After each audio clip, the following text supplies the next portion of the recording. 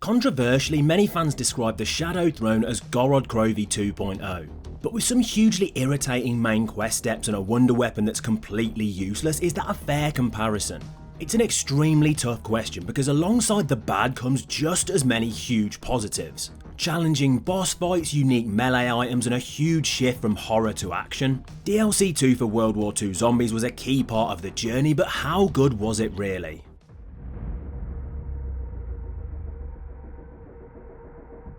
There is no doubt that the final Reich and the Darkest Shore that came before it leaned heavily in the direction of horror with an unnerving and mysterious setting. With the Shadow Throne though, it ultimately feels like a very different take on the World War II Zombies universe, but fortunately it works just as well as the disturbing atmosphere that preceded it. The need for this change in tone with the Shadow Throne very much comes from the story progression attached to it. The undead army of Dr. Straub was no longer hiding in the darkness, this was the next stage of the plan.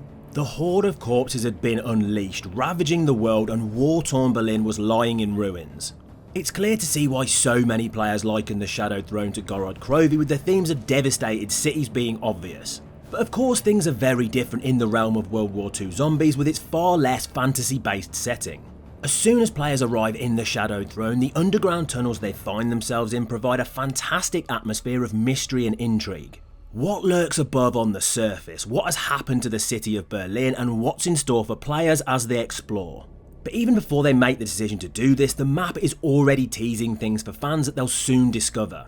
You can catch a small glimpse of the map's main wonder weapon through a crack in the wall.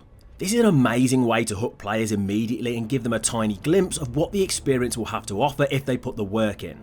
As fans begin to make their way through the map, they will eventually reach the surface and be provided with one of the most impressive sights in the Shadow Throne, and maybe even in the whole of World War II Zombies.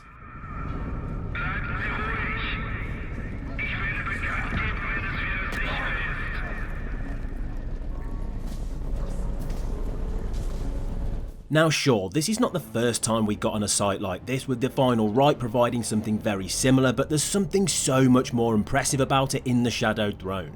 It fits the vibe of the experience so well and makes the player really feel like they're up against a threat they have no real chance of beating. I have made it extremely obvious that I truly believe that atmosphere and setting is one of the most impressive things about World War II Zombies, and there is no doubt in my mind that the Shadow Throne gets it right, just like previous maps. With that said though, it does this in a very different way, as this experience really moves away from the creepy tone of previous content and instead grabs fans' attention with an alternate style. This map creates far more of an action-oriented setting for fans. It doesn't leave things to the imagination in terms of its atmosphere, it throws it straight in your face instead. You can see this clearly with the constant ash and dust floating through the air, reminding players repeatedly just exactly what has happened to this famous German city. But you don't need to be out in the open in order to feel fully immersed in the atmosphere, as the Shadow Throne contains a variety of other areas which help to build up its incredible setting. The apartments have been ripped to shreds as if soldiers have torn them apart looking for anyone hiding within, once again adding weight to the dire situation players find themselves in. This is only furthered as players discover areas such as the theatre, which lies in ruin, a shadow of its former self. A once beautiful sight that now stands as nothing more than a reminder of the tragic nature of battle and an indicator of what the future holds as this army of the dead takes hold. The museum provides a dark and morbid showcase of what used to be. A once important display of art and antiques is no more. It fits well with the lack of hope no doubt experienced by the previous inhabitants of this destroyed city. Both of these unique areas lead players through to a rundown church, the last hope for a number of residents, which once again hammers home the dire situation that various people found themselves in before their demise. It's also littered with a number of prams, which of course for the obvious reasons are no longer being used to carry young children, and that in itself is hugely chilling.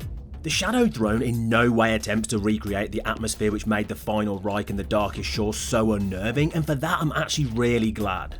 There's only so many times you can try to do the same thing before it loses its appeal, and this experience does not fall into that trap. It breaks out and does its own thing, which is exactly what was required in order for it to stand out. Unfortunately, it's able to do that by going completely against everything we'd seen as part of the World War II Zombies formula up to that point. Something that was heavily criticised by fans when the Shadow Throne was released was its map size and layout. And over the years, the community's opinion doesn't seem to have massively changed on this, with this experience already being compared to Gorod Krovi. But of course, as time has progressed, Mauer de Toten arrived in the world of zombies, and with that also being a destroyed German city, it joined the conversation in relation to the Shadowed Throne. And I don't really think that's helped things for this World War II zombies experience, as quite clearly both of those maps are a lot bigger. And so of course, players' main criticism of DLC 2 when it comes to the map layout was largely related to its size. It was believed to be way too small, at least in comparison to the Final Reich and the Darkest Shore, as well as similarly themed experiences from other games that I've just mentioned. And I wouldn't disagree with that opinion necessarily. It probably could do with a little bit of expanding, as I feel that would only improve the map further. With that said though, what we were given works extremely well in my eyes. Sometimes a more simplistic play space can be good, and I definitely think that's the case with the Shadowed Throne. It's quick to open, very easy to navigate, and at no point feels like it overwhelms the player. But with that said, when creating a smaller zombies experience, it needs to stand out in order to keep the player interested, because obviously there is far less of it, so what actually is available, if anything, needs to be even more impressive. And luckily, I absolutely think that's the case with this map, as it manages to differentiate each individual area from the others, which makes the experience feel in depth, even though it is more minimalistic than others. Each section feels largely totally unique. The underground and apartments sets up the experience very well and focuses much more on tight confined spaces. The ruined streets provide a wide open area for classic training and is largely where players spend most of their time as they progress through the rounds. And even though the two areas that players can choose to pass through next, the museum and the theatre, may have a similar style in terms of gameplay, they at least look totally different to each other, very much making it feel like you're truly playing in war-torn Berlin. So even though both sections give fans a number of playable layers with tight spaces, it doesn't feel like they're in any way a copy of each other. The only part which I do feel is lacking slightly is the rundown church. It's sadly just too basic and stands out as part of the play space that needed some expanding in order to be an area that players would spend some significant time outside of Easter egg steps. With that said though, right next door is another incredible looking area in the hidden courtyard. This is an amazing aspect of the Shadowed Throne which really does add to the map layout by providing one of the best training areas in the experience. The only problem, you can't access it until you've completed the vast majority of the main quest. But even with that said, I really do feel like this map has a great layout and does an awesome job of providing something much smaller for fans looking to dive into an experience immediately. It fits perfectly in the gap between larger play spaces like the Final Reich and much more basic survival maps. Although I'm going to discuss the Shadowed Throne's main quest a little bit later on, one thing that absolutely needs to be touched on here is actually a pretty large portion of that Easter egg, the unique melee weapons. These things are a great addition to the map and all have their own special abilities that the vast majority of players have always been very positive about. Even fans that don't want to take on the main quest can still do a small portion of it to get hold of their favourite melee weapon to take on the undead in a different way. The Smuggler's Bat has a powerful ranged attack that can launch a ball of energy at zombies. The Axe allows people access to increased speed with a charge attack and also an explosion that can stagger enemies after use. And the Dancer's Dagger allows health regeneration and even the addition of armour upon completion of the weapon's animation. Now let's be clear, these items are not about to take you flying into some ridiculously high rounds, they're not that powerful. But they certainly do have their place in the Shadowed Throne and can provide some very useful features that players continue to use many years after release. Although each has their own unique positives and players may have their favourites, the general consensus from the community is that the Dancer's Dagger is the most useful, and I've got to agree with this. The ability to regenerate armour solely by using this weapon is huge for the Shadowed Throne. With this experience being much smaller and filled with many tight corridors, you're going to be losing a lot of armour constantly, so being able to solve that problem through the use of a melee weapon is pretty genius, to be honest. It also takes skill to be able to do this. Knowing when's the right time to try and reacquire that armour takes planning, meaning this is in no way some kind of OP strategy that breaks the map. It is, along with the other items, just an awesome and well thought out addition to the experience that does nothing except improve it even further than what's already available. And one major aspect of the map where players often use these weapons is the Shadowed Throne's final boss fight with the intimidating and disgusting looking Stadtjäger. Once fans manage to board the blimp where the battle takes place, they'll first need to reroute the power to the correct destination in order to cause the demise of a very important character in the most gruesome way possible. This is not possible! Stay away! Do you hear me? I created you! No! No! No!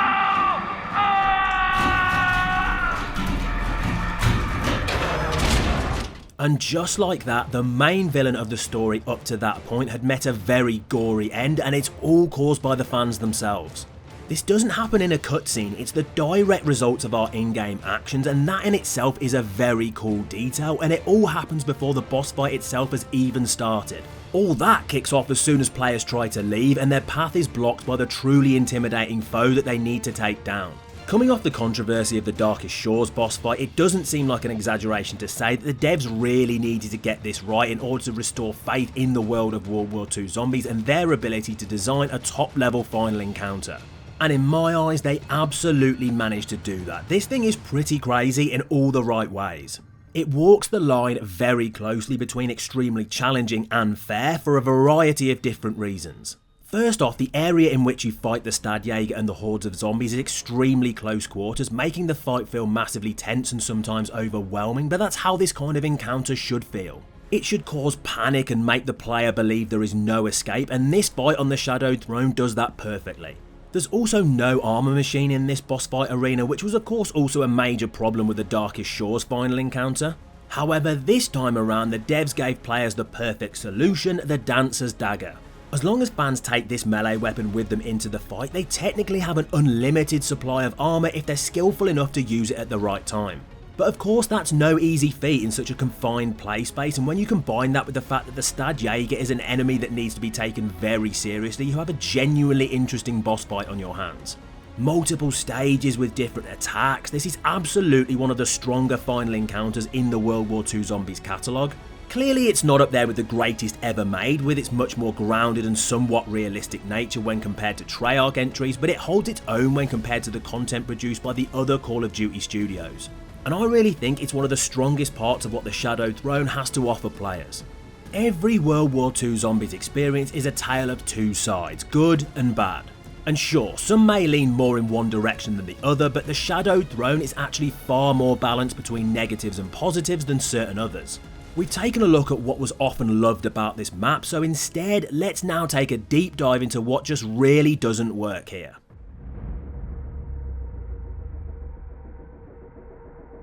As I've mentioned, the melee weapons that you get hold of as you progress through the map's main quest are a fantastic addition to the Shadowed Throne. However, the process you need to undertake in order to get your hands on them can sadly at times be extremely frustrating, and very much like the Darkest Shore, an absolute nightmare for solo players. One thing to make very clear immediately is that this Easter egg is by no means too hard for a decent squad. It can even be completed by competent solo zombies enthusiasts. It's just that it's not built to be finished on your own without some huge annoyance. In fact, when jumping into the Shadowed Throne to take on its main quest without teammates, you're going to be dealing with a number of steps that feel like they were really not thought out properly for playing on your own.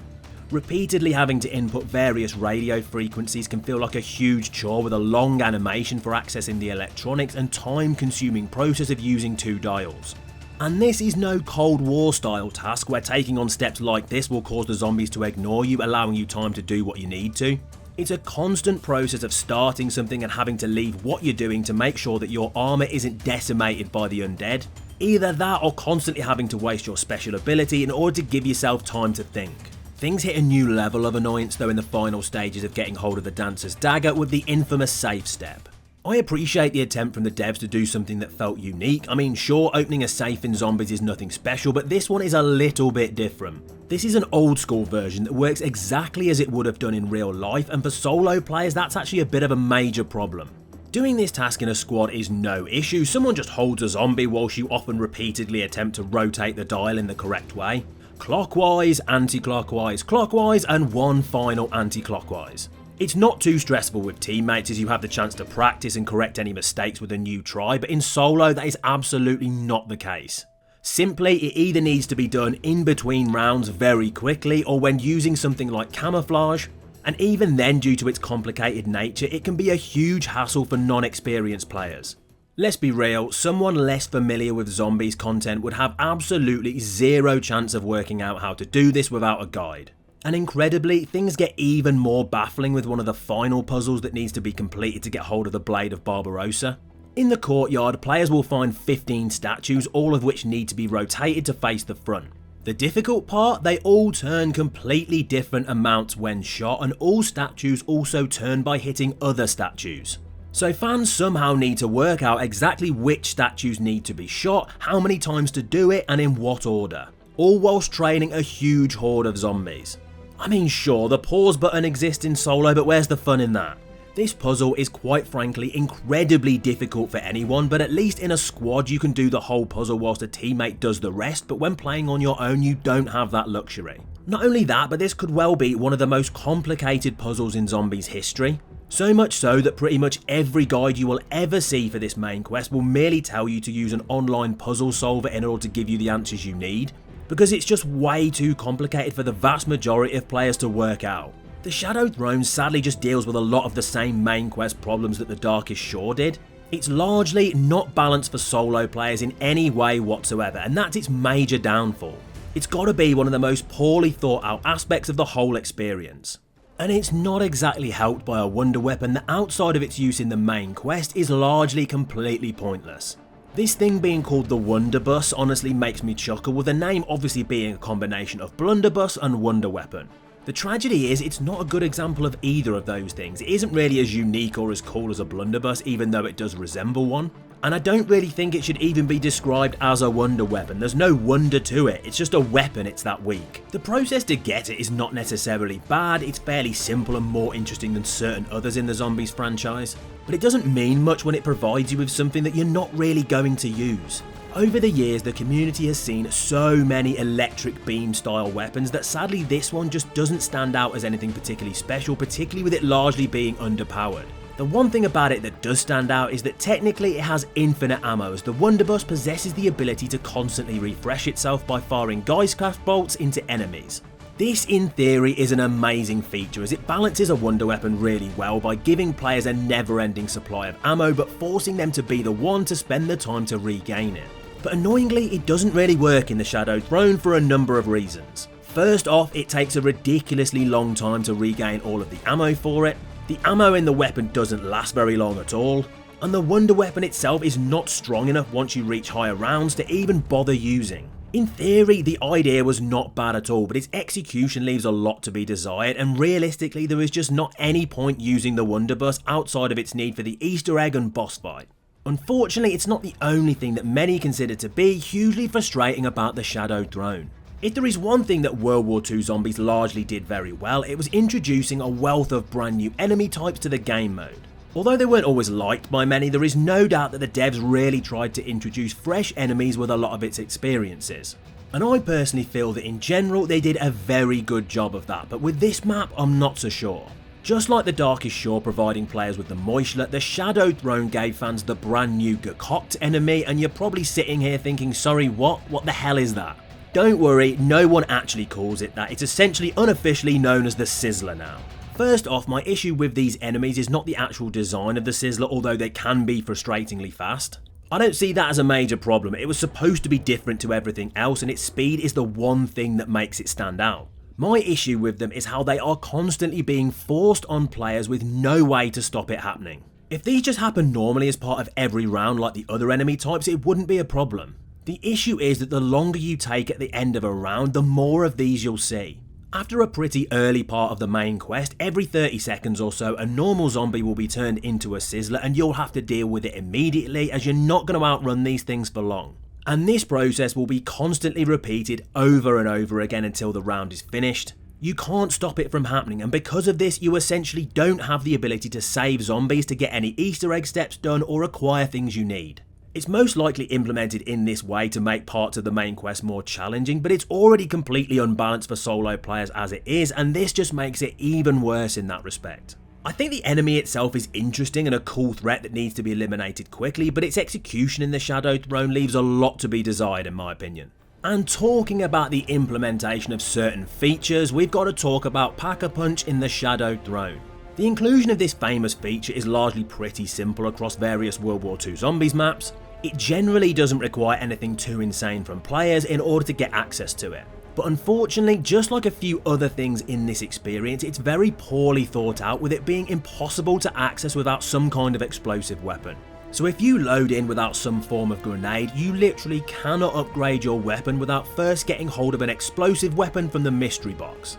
This can't really be an oversight from the devs in any way, it was implemented this way on purpose, which is really confusing to me. Sure, you could just say, well, if you play the Shadowed Throne, you know to take an explosive in with you, but by saying that, you're literally blocking off players' ability to choose certain things for their loadout. Don't get me wrong, it's not a huge complaint and it's definitely something much more minor. I just think when the devs decide to do something that baffles me slightly, it's totally fair to call it out. Although nowhere near as controversial as the Darkest Shore in the eyes of many players who are willing to give World War II Zombies a fair chance, it certainly has its issues.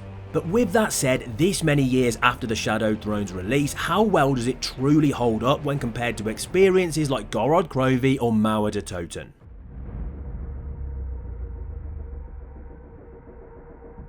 The Shadowed Throne may have been likened to DLC 3 from both Black Ops 3 and Cold War, but its only similarity is really the war-torn city that players find themselves in. Aside from that, this is a hugely different experience. Now, whether or not that is a good or bad thing depends on who you ask. I believe that just like pretty much every other map in the World War II Zombies catalogue, it has some glaring issues that really hold it back from being a top tier experience. But that's not to say it doesn't also have some great features and an awesome yet small play space. Where the Shadowed Throne really falls down is once again, just like the Darkest Shore that preceded it, it feels like it's in no way an experience that was designed with solo players in mind at all. And when you combine that with a pretty pointless wonder weapon and hugely frustrating new enemy type, you can start to understand why some parts of the community don't come back to this map very often. With that said, however, I believe that it offers enough to fans for it to be a largely enjoyable experience. From an exciting and challenging boss fight to an amazing atmosphere, which is of course something that I think exists across pretty much the whole of World War II Zombies. The Shadowed Throne may not be perfect, but it's far from a truly bad map and in my opinion deserves far more praise from the community for the parts of its content that have really managed to stand the test of time.